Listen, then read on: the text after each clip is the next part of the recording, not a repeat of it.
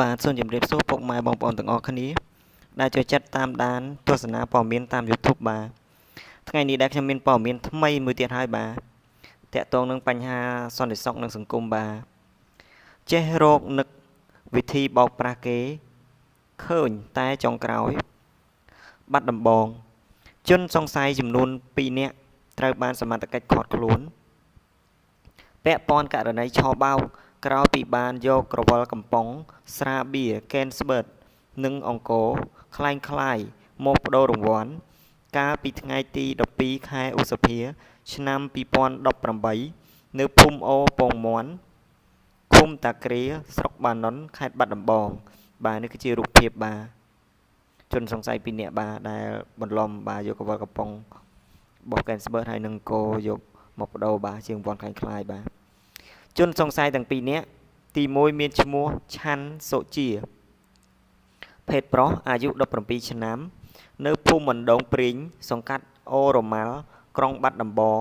និងជនសង្ស័យទី2ឈ្មោះសឿងណារិនភេទប្រុសអាយុ21ឆ្នាំនៅភូមិបឹងរាំងសង្កាត់អូរម៉ាល់ក្រុងបាត់ដំបងបាទនេះគឺជារូបភាពក្រវិលកំប៉ុងបាទคล้ายបាទជនសង្ស័យទាំងពីរនេះបានយកក្រវិលស្រាបៀរคล้ายមកបដូរយករង្វាន់រួមមានក្រវិលស្រាបៀរកេនស្បឺតមានរង្វាន់$5ក្រវិលចំនួន4ក្រវិល$1ចំនួន5ក្រវិលនិងរង្វាន់1កំប៉ុងចំនួន51ក្រវិល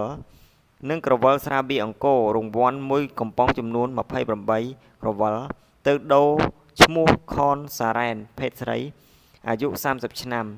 នៅភូមិអូពងមាន់ឃុំតាក្រៀមតែត្រូវគេស្គាល់ថាជា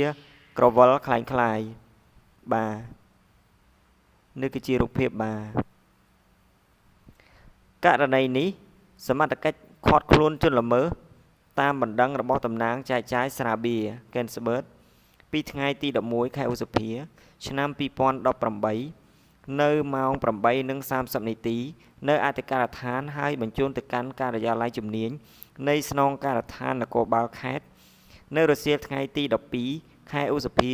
ឆ្នាំ2018នេះបាទនេះជារូបភាពបាទជនសង្ស័យបាទដែលបន្លំនៅក្រវិលកំប៉ុងបោះស្រាបៀរកេនស្បឺតបាទហើយនឹងស្រាបៀរ